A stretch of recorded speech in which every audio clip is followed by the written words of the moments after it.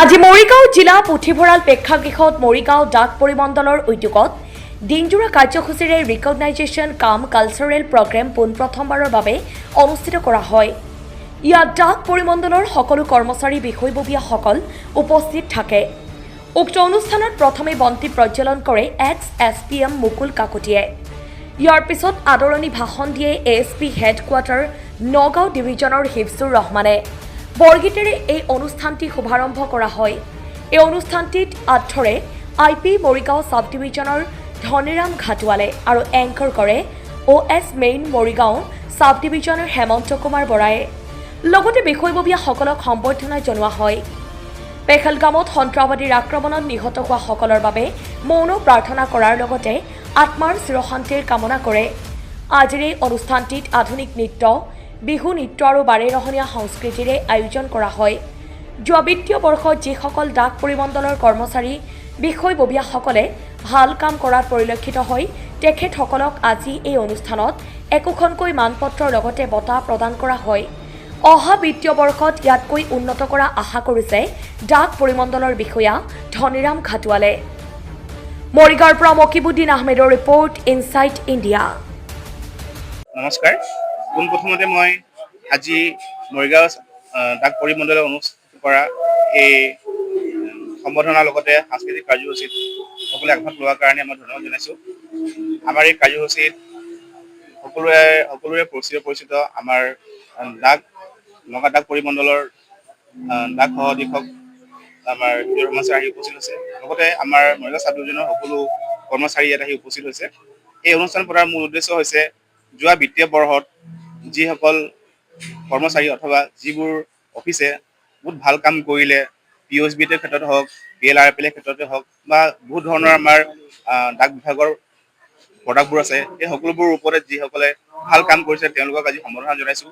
লগতে অহা বিত্তীয় বৰ্ষত যাতে এই আমাৰ সফলতা অব্যাহত থাকে তাৰ কাৰণে তেওঁলোকক উৎসাহ যোগাবৰ কাৰণে আমি সৰুকৈ এটা সাংস্কৃতিক কাৰ্যসূচী আমি পাতিছোঁ।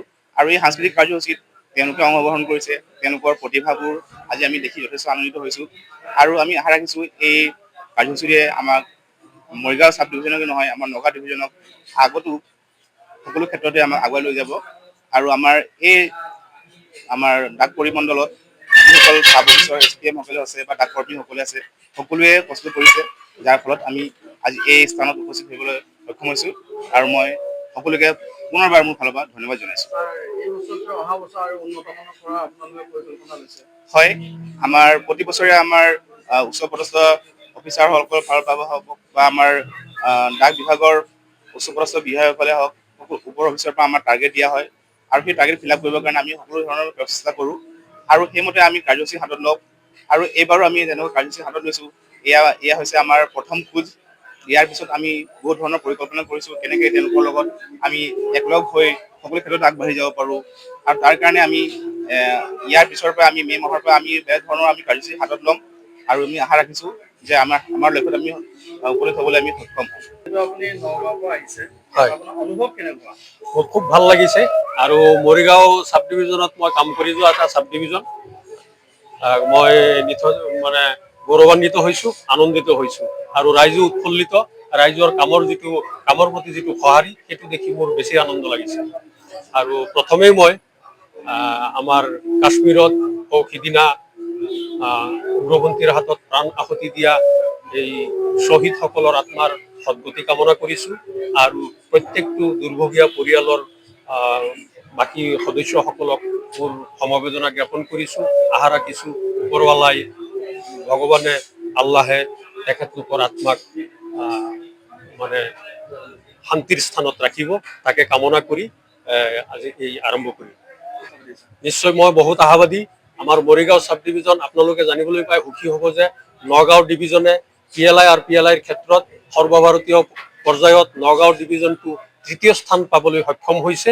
আৰু সেই কৃতিত্বৰ আমি ডিভিজনৰ ফালৰ পৰা নগাঁও ডিভিজনৰ 5টা ডিষ্ট্ৰিক্ট আছে, 5টা ডিষ্ট্ৰিক্টৰ প্ৰত্যেকজন ডাক কৰ্মীকে আমি উৎসৰ্গা কৰিছোঁ। আৰু PLI আৰু PLIৰ ক্ষেত্ৰতে হওক, POSBৰ ক্ষেত্ৰতে হওক, আধাৰ এনৰলমেণ্টৰ ক্ষেত্ৰতে হওক, ইণ্ডিয়া পোষ্ট পেমেণ্টছ বেংকৰ একাউণ্টৰ ক্ষেত্ৰতে হওক বা PPF, সুকন্যা সমৃদ্ধি আৰু মহিলা সবলীকৰণৰ কাৰণে আমাৰ যিমানবোৰ স্কিম আছে প্ৰত্যেকটো স্কিম আমি জনসাধাৰণৰ মাজত আৰু বেছি উদ্যমেৰে জনসাধাৰণৰ সেৱাৰ স্বাৰ্থত আমি আগবঢ়াই লৈ যাম। নগাঁও ডিভিজনটোক অসম চাৰ্কুলতেই নহয় ভাৰতবৰ্ষৰ ভিতৰত এটা মানে নামজ্বলা ডিভিজন হিচাপে প্ৰতিষ্ঠিত কৰিবলৈ সক্ষম হ'ম আৰু নগাঁও ডিভিজনৰ 5টা ডিষ্ট্ৰিক্টৰ প্ৰত্যেক ঘৰ মানুহক ডাকঘৰে আগবঢ়োৱা বা কেন্দ্ৰীয় চৰকাৰে আগবঢ়োৱা সকলো ধৰণৰ আঁচনিয়েই সফল ৰূপায়ণৰ কাৰণে জনসাধাৰণৰ উপকাৰৰ কাৰণে জনসেৱা আমি আগবঢ়াম। তাৰ কাৰণে আমি দৃঢ় প্ৰতিজ্ঞ আৰু এই বিত্তীয় বৰ্ষত আৰু বেছি উদ্যমেৰে আগবাঢ়িম। তাৰ কাৰণে আমি দৃঢ় প্ৰতিজ্ঞ আৰু প্ৰতিশ্ৰুতিবদ্ধ। আৰু আপোনালোকে জানেই ডাক সেৱা জনসেৱা আজিৰ এই যিটো মিটিং হৈছে এই অনুষ্ঠানটোত প্ৰথমে আমি কাশ্মীৰত শ্বহীদ হোৱা ব্যক্তিসকলৰ আত্মাৰ সদ্গতি কামনা কৰি আমি বন্তি প্ৰজ্বলনেৰে অনুষ্ঠানটি আৰম্ভ কৰিছোঁ। আৰু আজিৰ এই অনুষ্ঠানটিৰ মুখ্য উদ্দেশ্য হ'ল যোৱা বিত্তীয় বৰ্ষত বিভিন্ন সেৱাৰ ক্ষেত্ৰত বিভিন্ন ছাৰ্ভিচত বিভিন্ন ধৰণে যিসকলে বেছি পাৰদৰ্শিতা দেখুৱাইছে তেখেতলোকক বঁটাৰে পুৰস্কৃত কৰা আৰু বাকীসকলক সকলোকে আগ্ৰহী কৰা জনসেৱা বেছিকৈ প্ৰদান কৰিবৰ কাৰণে। আৰু বেছি ভাল লাগিছে আজিৰ এই অনুষ্ঠানটিত মৰিগাঁও সাব ডিভিজনৰ প্ৰত্যেকজন ব্যক্তিয়ে প্ৰত্যেকজন কৰ্মী আৰু তেখেতলোকৰ পৰিয়ালৰ সদস্য আজি ইয়াত উপস্থিত হৈছে।